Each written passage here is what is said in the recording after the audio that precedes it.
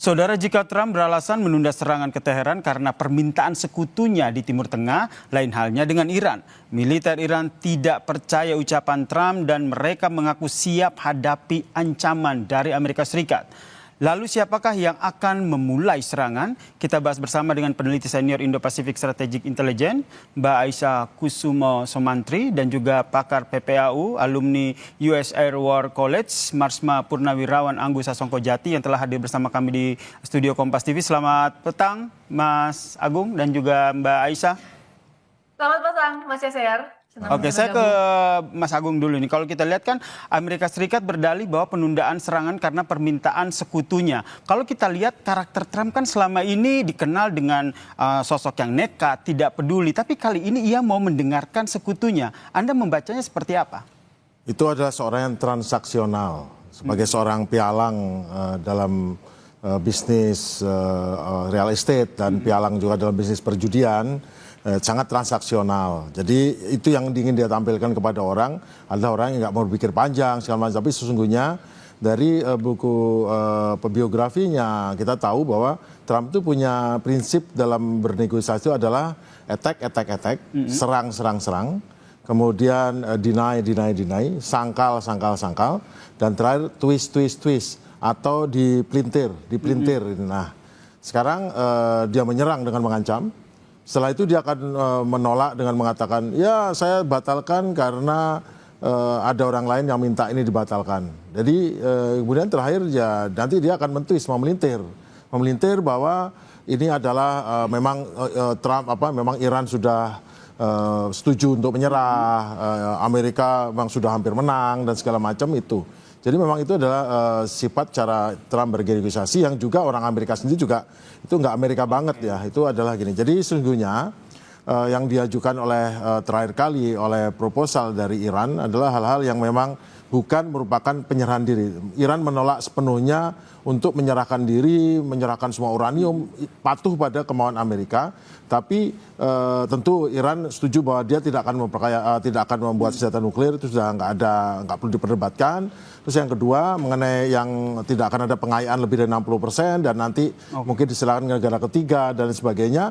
Tapi intinya adalah karena Iran tahu betul bahwa Amerika juga sama-sama menderita soal ekonomi ini. Sekarang harga saham anjlok, kemudian bursa efeknya juga ambruk Amerika, dan kemudian petani Amerika sudah mau minggu 2 atau 2 minggu lagi harus ada fase tanam, dan pupuk juga terlalu mahal sehingga praktis 50% petani Amerika akan gagal atau tidak bisa atau tidak akan menanam karena nggak punya cukup uang, atau kalaupun menanam nanti juga karena mahalnya pupuk nanti dia tidak bisa untuk mendapatkan uang kembali untuk membayar angsuran. Jadi menurut Anda transaksional ini Trump lebih mempertimbangkan dampak dari beban ketika dia melakukan perang terbuka? Trump lebih diuntungkan dengan pembatalan ini. Dia selalu cari alasan untuk membatalkan serangannya karena serangan ini akan membuat negerinya juga akan menderita masalah ekonomi. Dan juga akan membuat, kenapa? Karena harga minyak pasti akan lebih naik lagi dan dia akan lebih menderita. Jadi justru dengan adanya permintaan dari Pakistan, permintaan dari negara Teluk, justru malah diuntungkan. Karena akan malah menurunkan harga minyak 120 turun jadi $10 kan sekarang gara-gara dia ngomong gitu. Jadi Trump itu sebetulnya harus mencari alasan apapun selama nggak memalukan dia agar jangan sampai melakukan serangan. Karena melakukan serangan sama aja dengan makin dalam menikam dirinya sendiri dengan belati. Bukan saja menikam Iran. Tapi kalau kita lihat ini, saya ke Mbak Aisyah, justru apa yang disampaikan Trump ini dinilai oleh Iran bahwa ini hanya harapan kosong supaya Iran tunduk. Jadi menurut Mbak Aisyah sendiri, apakah strategi Trump ini akan bersambut dengan Iran, atau justru Iran akan menyiapkan strategi baru untuk menghadapi ancaman serangan Amerika Serikat? Ya, terima kasih Mas Yaser. Nah, ini memang cukup menarik ya. Saya kira saya setuju dengan apa yang dikatakan oleh Pak Agung yang menyatakan bahwa memang Trump ini memiliki pola sebenarnya di dalam proses negosiasinya. Dia selalu melihat dirinya sendiri sebagai seorang deal maker ya, negosiasi handal. Tetapi di sisi lain sebenarnya kita bisa melihat adanya pola yang berulang dari bagaimana cara dia melakukan negosiasi.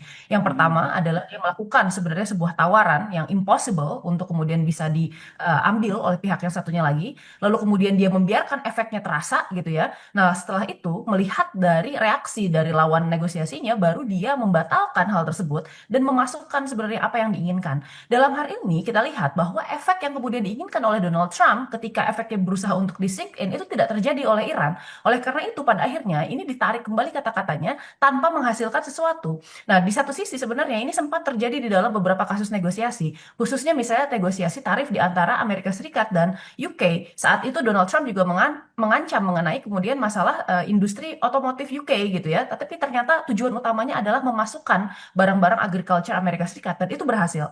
Permasalahannya dengan tipe negosiasi seperti itu kan mengerosi kepercayaan antara satu sama lain.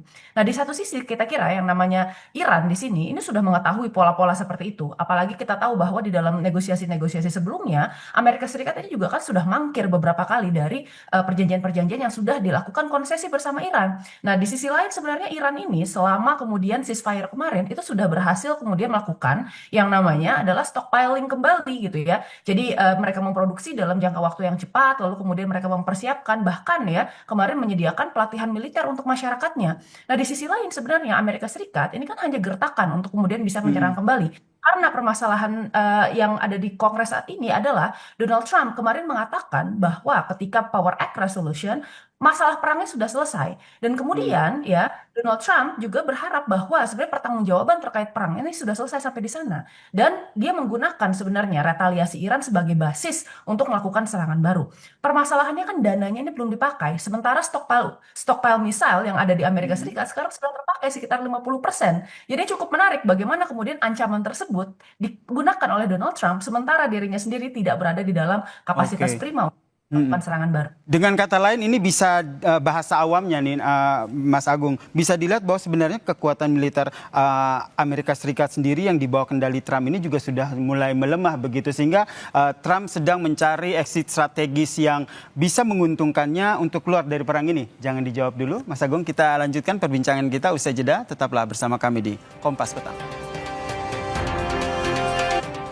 Seperti yang tadi disampaikan oleh Pak Agung bahwa sebenarnya karakter dari Donald Trump ini lebih kepada transaksional, mempertimbangkan betul serangan yang akan dilakukan. Apakah ini juga bisa kita simpulkan sementara bahwa sebenarnya militer Amerika Serikat ini beban anggarannya sudah melemah sehingga saat ini yang dipikirkan Donald Trump adalah bagaimana exit strategis dari perang ini? Jadi bukan beban anggaran perangnya, untuk beban anggaran nggak ada masalah. Masalahnya adalah ekonomi Amerika secara menyeluruh. Karena ekonomi Amerika ini berkaitan langsung juga dengan nasib politik dia. Karena sekarang kan harga apa-apa naik. Dan sebagian besar barang-barang yang dibutuhkan Amerika juga menjadi naik gara-gara harga minyak naik. Jadi transportasi harga minyak Amerika naik otomatis karena harga semua sama di dunia. Tapi yang paling repot adalah pupuk, kemudian bahan-bahan lain, plastik segala macam yang dibutuhkan di Amerika itu juga tidak masuk. Ataupun naik harganya semua. Itu kan jadi mahal, inflasi kan. Dampak dari perang ini? Ya, inflasi. Dengan inflasi maka mengakibatkan berarti ekonomi menurun. Begitu inflasinya melebihi persentase tertentu maka tidak menguntungkan. Karena pasti yield obligasi Amerika kan selalu mengeluarkan obligasi.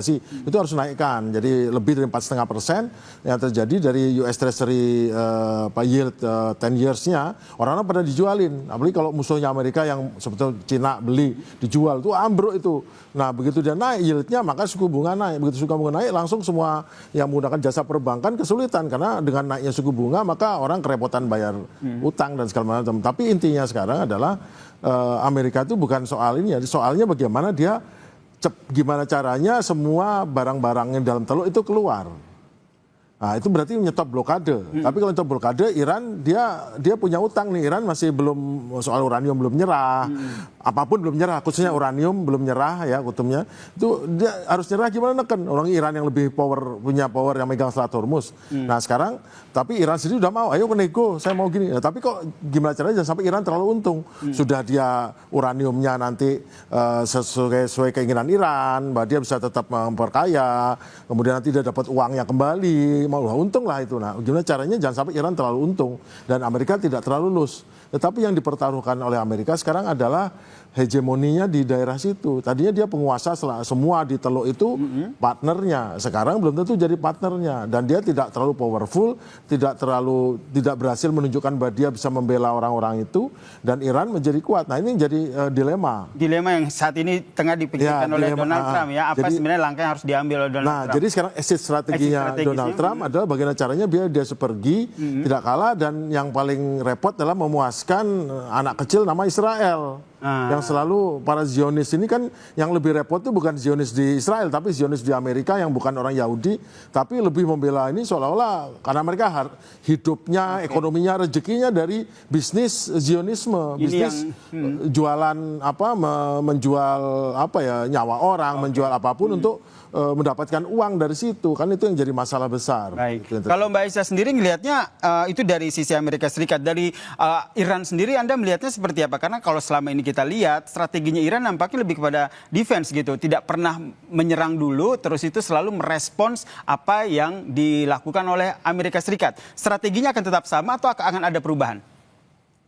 Ya, saya kira sekarang di sini Iran ini memang berada di dalam posisi defense, dan kalau kita lihat dari awal peperangan ini polanya itu selalu sebenarnya retaliasi terhadap serangan Amerika Serikat. Jadi tidak ada sebenarnya ceritanya Iran ini melakukan ofensif terlebih dahulu terhadap AS ya, selalu sebagai respon atas apa yang kemudian dilakukan oleh Amerika Serikat dan Israel.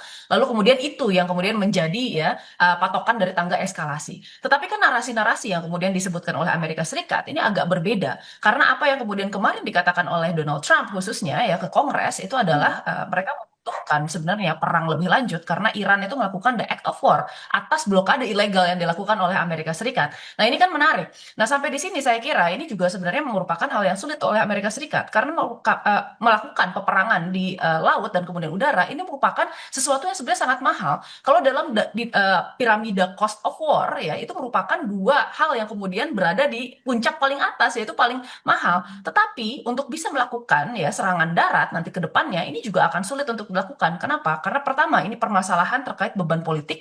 Yang kedua ini adalah permasalahan terkait waktu. Karena sebentar lagi ini akan ada musim panas dan ini akan sangat sulit untuk dilakukan gitu ya. Jadi sekarang Amerika Serikat ini berada di dalam posisi yang sebenarnya agak terjebak di sini.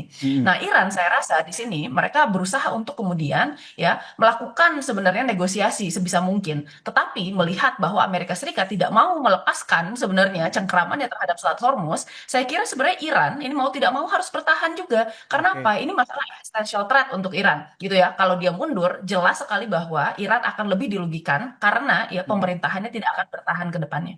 Baik, kalau terakhir ke Mas Agung, kalau seandainya kata Mbak Aisyah bahwa Amerika Serikat sekarang dalam posisi terjebak begitu. Jadi pertanyaannya, apa langkah yang menurut Anda akan diambil oleh Amerika Serikat, Donald Trump khususnya dalam peperangan ini? Negara Teluk ini kan ikut terlibat sekarang. 3 negara, Arab Saudi, Qatar, dan Uni Emirat yang tadinya pengen nyerang Iran, ini sekarang sama-sama minta sama Trump jangan serang, karena mereka tahu bahwa saat ini Iran sudah siap untuk mengirimkan ratusan atau mungkin ribuan rudal dan drone-nya untuk langsung menyasar ke Aramco, ladang minyak Aramco di Saudi, kemudian reaktor nuklir di Bushehr di Uni Emirat dan di Qatar juga, dan langsung menyerang dan akan menghancurkan, dan yang pasti akan membuat negara-negara itu nggak bisa jalan karena desanilasinya akan rusak. Pertama, desalinasi secara fisik. Yang kedua, sistem listriknya. Bila sistem listriknya dihancurkan, maka praktis rakyat-rakyat di daerah itu tidak akan bisa mendapatkan air.